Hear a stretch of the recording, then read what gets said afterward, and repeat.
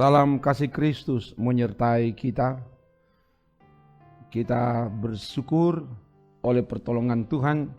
Kita ada di gerakan membaca Alkitab dalam 365 hari. Jadikanlah firman Tuhan sebagai pelita suluk abadi yang menerangi perjalanan hidup kita. Dan karena itu kita akan baca firman Tuhan dari Alkitab. Sebelum membaca mari berdoa.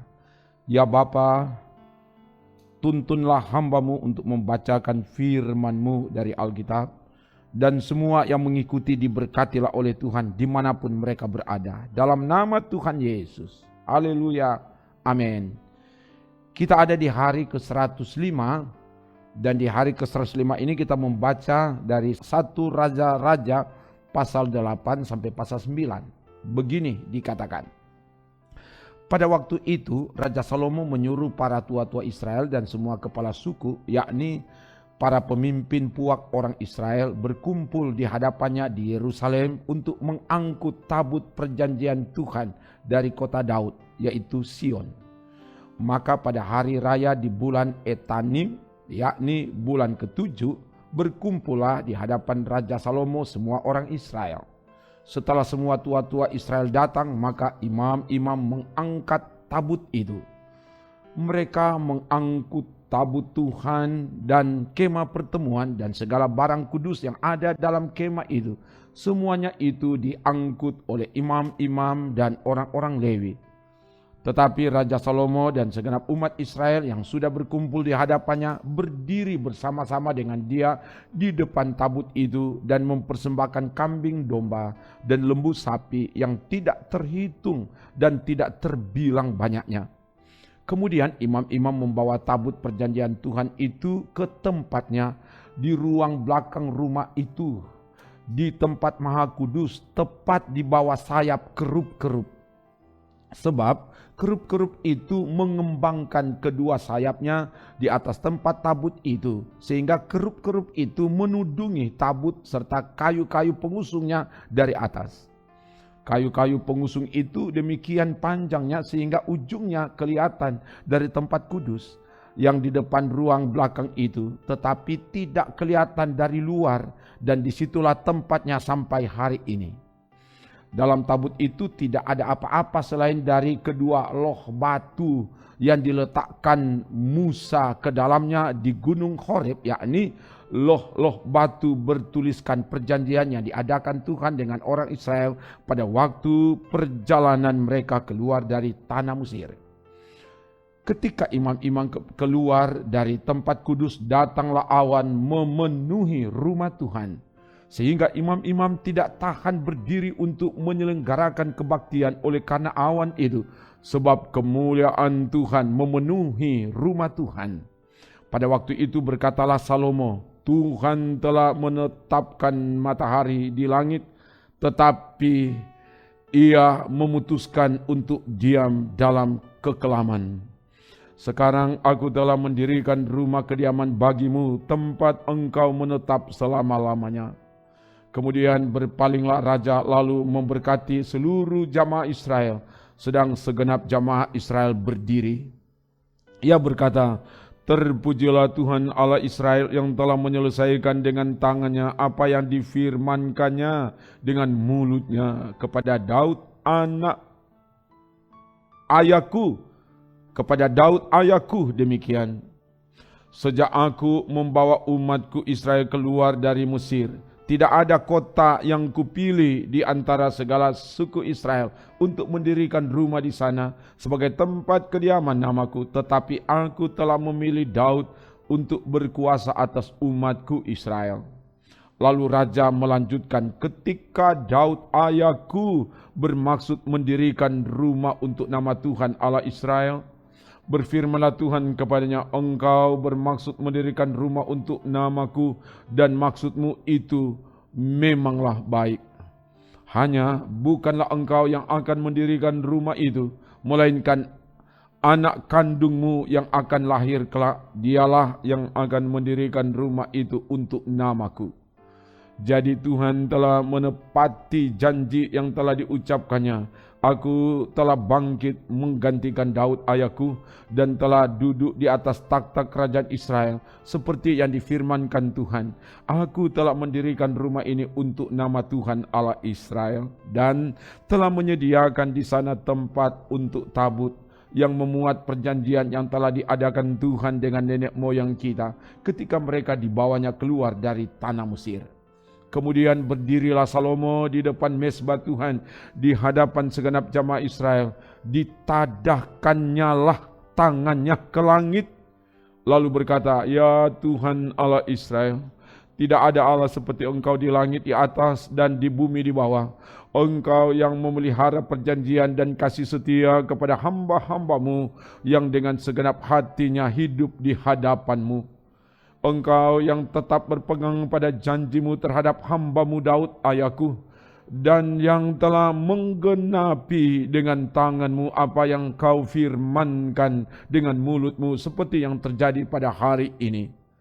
Maka sekarang ya Tuhan Allah Israel, peliharalah apa yang kau janjikan kepada hambamu Daud ayahku dengan berkata, keturunanmu takkan terputus di hadapanku dan tetap akan duduk di atas takhta kerajaan Israel, asal anak-anakmu tetap hidup di hadapanku sama seperti engkau hidup di hadapanku. Maka sekarang ya Allah Israel, biarlah kiranya menjadi nyata keteguhan janji yang telah kau ucapkan kepada hambamu Daud ayahku. Tetapi benarkah Allah hendak diam di atas bumi? Sesungguhnya langit, bahkan langit yang mengatasi segala langit pun tidak dapat memuat engkau, terlebih lagi rumah yang kudirikan ini. Maka berpalinglah kepada doa dan permohonan hambamu ini, ya Tuhan Allahku. Dengarkanlah seruan dan doa yang hambamu panjatkan di hadapanmu pada hari ini. Kiranya matamu terbuka terhadap rumah ini siang dan malam, terhadap tempat yang kau katakan namaku akan tinggal di sana. Dengarkanlah doa yang hambamu panjatkan di tempat ini. Dan dengarkanlah permohonan hambamu dan umatmu Israel yang mereka panjatkan di tempat ini, bahwa engkau juga yang mendengarnya di tempat kediamanmu di sorga. Dan apabila engkau mendengarnya, maka engkau akan mengampuni.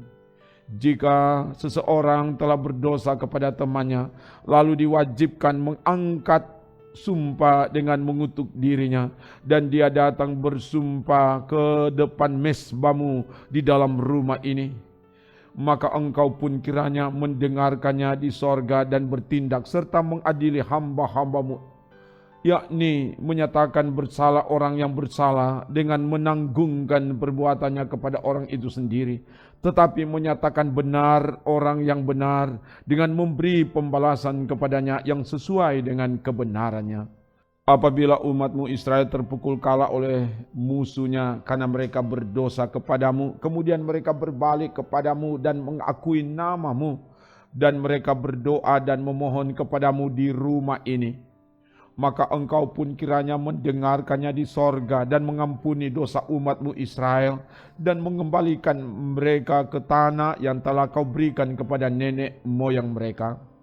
Apabila langit tertutup sehingga tidak ada hujan sebab mereka berdosa kepadamu, lalu mereka berdoa di tempat ini dan mengakui namamu, dan mereka berbalik dari dosanya sebab engkau telah menindas mereka, maka engkau pun kiranya mendengarkannya di sorga dan mengampuni dosa hamba-hambamu, umatmu Israel, karena engkaulah yang menunjukkan kepada mereka jalan yang baik yang harus mereka ikuti, dan engkau kiranya memberikan hujan kepada tanahmu yang telah kau berikan kepada umatmu menjadi milik pusaka.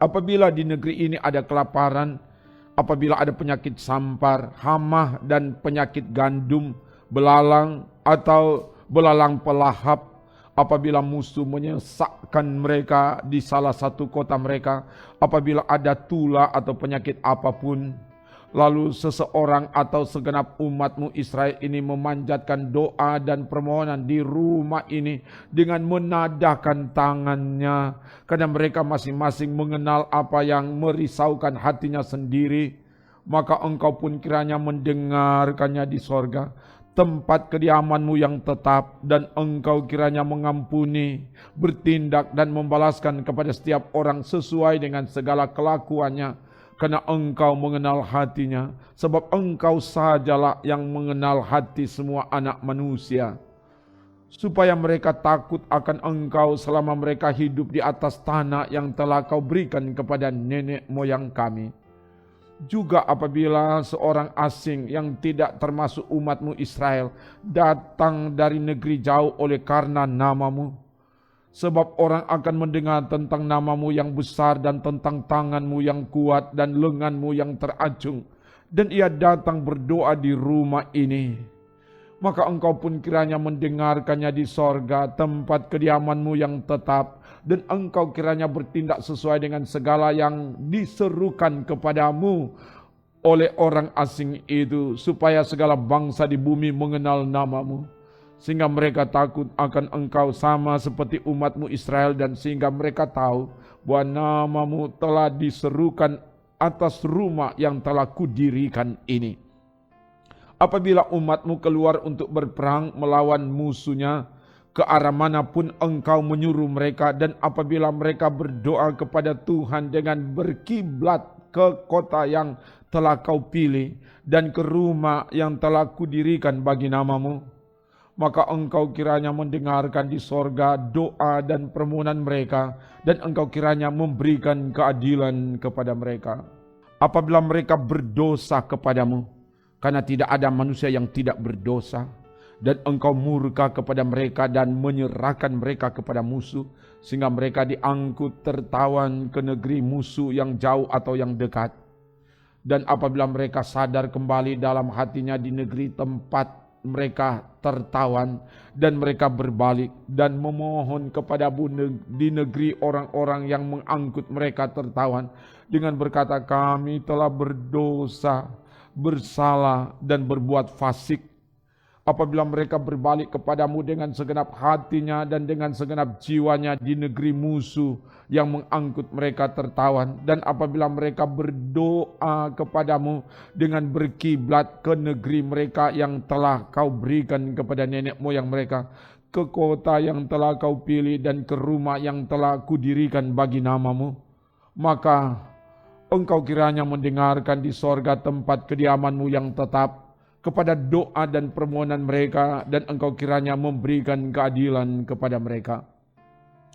Engkau kiranya mengampuni umatmu yang telah berdosa kepadamu, mengampuni segala pelanggaran yang dilakukan mereka kepadamu, dan kiranya engkau membuat mereka menjadi kesayangan orang-orang yang mengangkut mereka tertawan, sehingga orang-orang itu menyayangi mereka. Sebab mereka itu umatmu dan milik kepunyaanmu yang telah kau bawa keluar dari Mesir, dari tengah-tengah dapur peleburan besi. Hendaklah matamu terbuka terhadap permohonan hambamu dan terhadap permohonan umatmu Israel, dan hendaklah engkau mendengarkan mereka seberapa kali mereka berseru kepadamu. Sebab engkaulah yang memisahkan mereka bagimu menjadi milik kepunyaanmu dari antara segala bangsa di bumi, seperti yang telah kau firmankan dengan perantaran Musa hambamu pada waktu engkau membawa nenek moyang kami keluar dari Mesir, ya Tuhan Allah. Ketika Salomo selesai memanjatkan segala doa dan permohonan itu kepada Tuhan, bangkitlah ia dari depan mezbah Tuhan setelah berlutut dengan menadakan tangannya ke langit. Maka berdirilah ia dan memberkati segenap jamaah Israel dengan suara nyaring, katanya, terpujilah Tuhan yang memberikan tempat perhentian kepada umatnya Israel tepat seperti yang difirmankannya, dari segala yang baik yang telah dijanjikannya dengan perantaran Musa hambanya, tidak ada satupun yang tidak dipenuhi. Kiranya Tuhan Allah kita menyertai kita sebagaimana ia telah menyertai nenek moyang kita. Janganlah ia meninggalkan kita dan janganlah ia membuangkan kita. tetapi hendaklah dicondongkannya hati kita kepadanya untuk hidup menurut segala jalan yang ditunjukkannya dan untuk tetap mengikuti segala perintahnya dan ketetapannya dan peraturannya yang telah diperintahkannya kepada nenek moyang kita. Hendaklah perkataan yang telah kupohonkan tadi di hadapan Tuhan dekat pada Tuhan Allah kita siang dan malam, supaya Ia memberikan keadilan kepada hambanya dan kepada umatnya Israel menurut yang perlu pada setiap hari.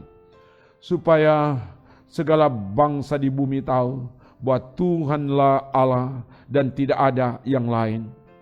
Dan hendaklah kamu berpaut kepada Tuhan Allah kita dengan sepenuh hatimu dan dengan hidup menurut segala ketetapannya dan dengan tetap mengikuti segala perintahnya seperti pada hari ini.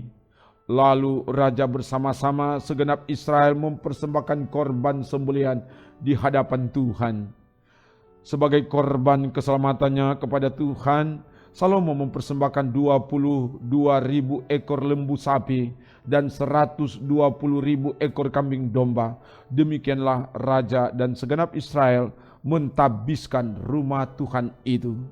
Pada hari itu juga raja menguduskan pertengahan pelataran yang di depan rumah Tuhan.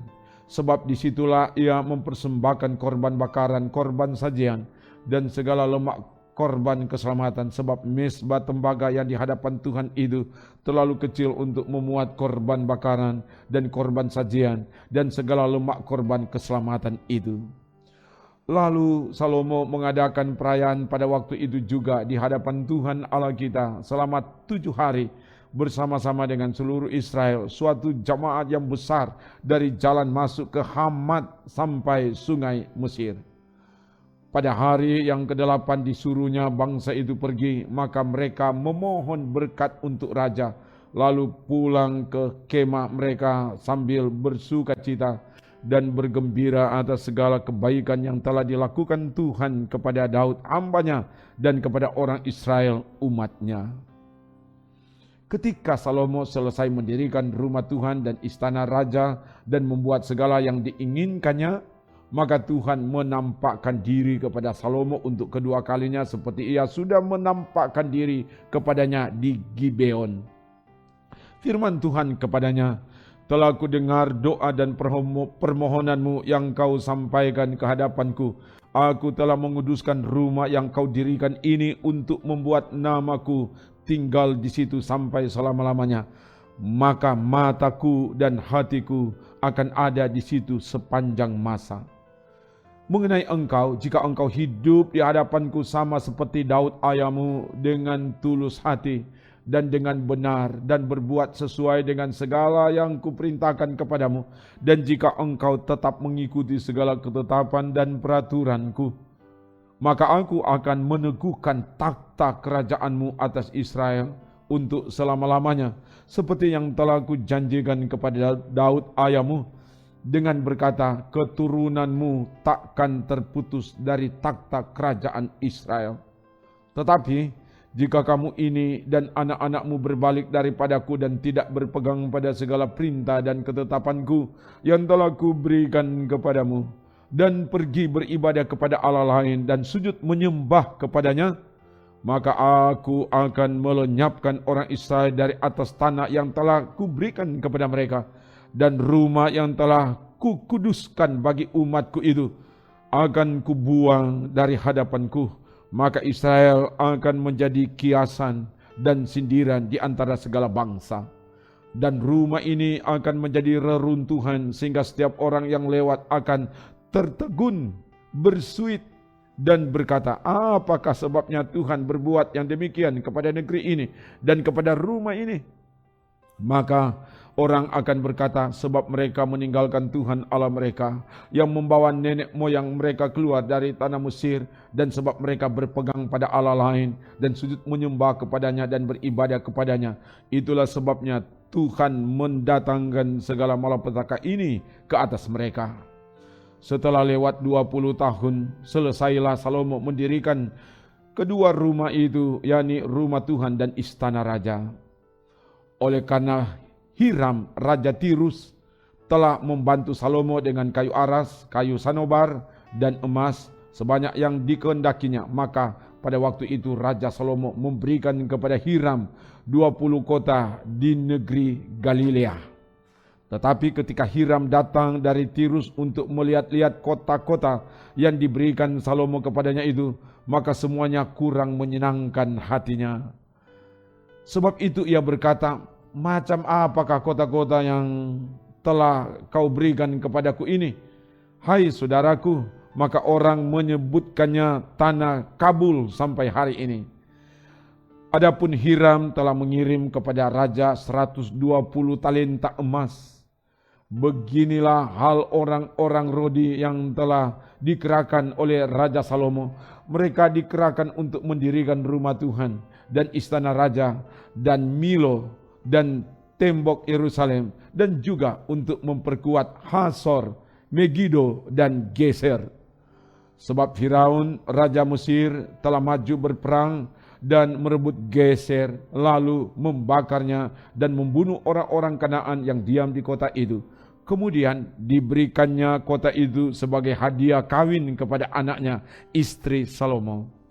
Maka Salomo memperkuat Geser. Lagi pula ada orang Rodi yang dikerahkan di Bet Horon Hilir, di Baalat, di Tamar, di padang gurun yang ada di negeri Yehuda, dan di segala kota perbekalan kepunyaan Salomo, di kota-kota tempat kereta, di kota-kota tempat orang berkuda, dan di mana saja Salomo menginginkan mendirikan sesuatu di Yerusalem atau di Gunung Libanon atau di segenap negeri kekuasaannya.